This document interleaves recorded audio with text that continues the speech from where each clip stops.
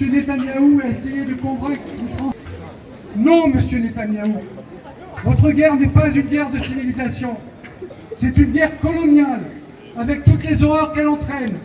Victimes civiles, destruction d'hôpitaux, d'écoles, bombardement de camps de réfugiés, de locaux de l'UNRWA ou de locaux d'ONG. Vous ne vous en cachez pas, vous ne voulez pas l'État palestinien. Vous refusez à un peuple de choisir librement son avenir, comme le prévoient les conventions internationales. Conventions que vous ne respectez pas. Ce que vous voulez, c'est que l'État-nation juif d'Israël étende son autorité du Jourdain à la Méditerranée. Vous êtes un fanatique qui voulait imposer votre apartheid.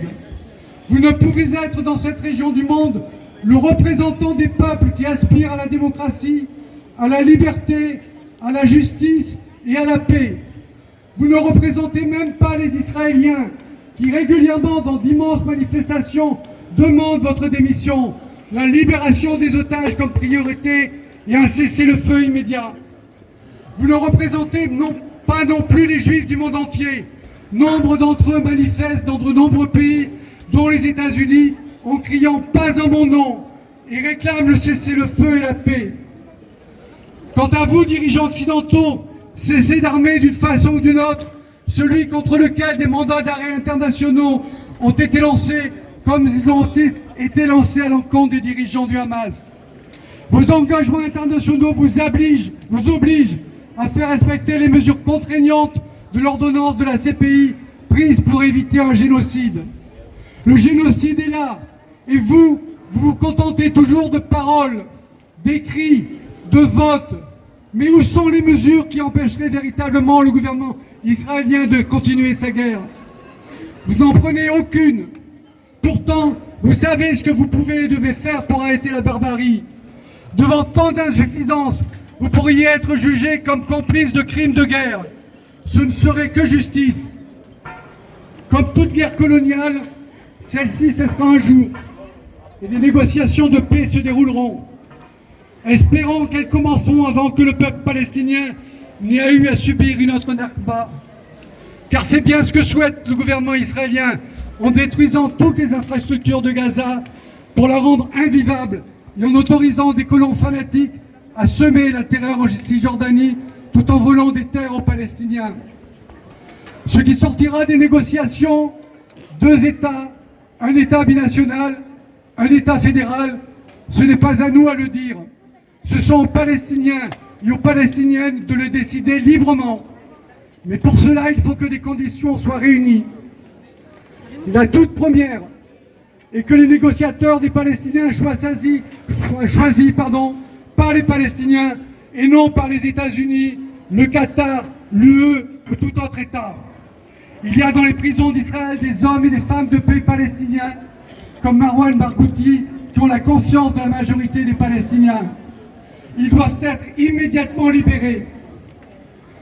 Là, une autre condition est que les négociateurs palestiniens négocient au nom d'un État, celui de la Palestine, qui aura été reconnu enfin à part entière par l'ONU. Il ne peut y avoir de négociation juste et de paix juste dans une négociation asymétrique, c'est-à-dire une négociation entre un État et une simple autorité palestinienne. La troisième est qu'il ne peut y avoir de négociation juste et une paix juste si les résolutions de l'ONU ne sont pas appliquées au préalable, et en particulier celle imposant à Israël le retour aux frontières de 67.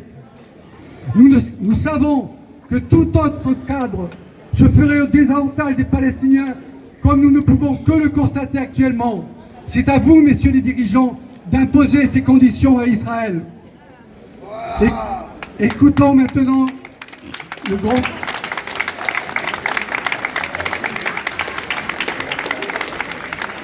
grand poète palestinien Mahmoud Darwish. Quand tu prépares ton petit déjeuner, pense aux autres. N'oublie pas la graine pour la colombe. Quand tu mènes tes guerres, pense aux autres. N'oublie pas ceux qui réclament la paix. Quand tu règles ta facture d'eau, pense aux autres, ceux qui s'abreuvent des nuages. Quand tu rentres à la maison, ta maison, pense aux autres. N'oublie pas les peuples nomades. Quand tu comptes les étoiles pour dormir, pense aux autres, à ceux qui n'ont nulle part où rêver. Quand tu t'exprimes par métaphore, pense aux autres, ceux qui n'ont pas le droit à la parole. Quand tu penses aux autres au loin, pense à toi. Dis-toi, si seulement je pouvais être une bougie dans le noir. À notre façon, en manifestant aujourd'hui à Toulon et en nous rassemblant le 14 juin à la Seine pour un cessez-le-feu et pour une paix juste et durable en Palestine, nous sommes ces bougies qui éclairent le noir créé par le cynisme de beaucoup de gouvernements. Nous ne sommes pas seuls. Des milliers d'hommes et de femmes le font aussi sur tous les continents de notre monde. Nous allumons aussi ces bougies pour tous les peuples du monde victimes de guerres civiles ou de colonisation. Stop! Nous en avons assez de vos guerres et de vos colonisations. Bravo!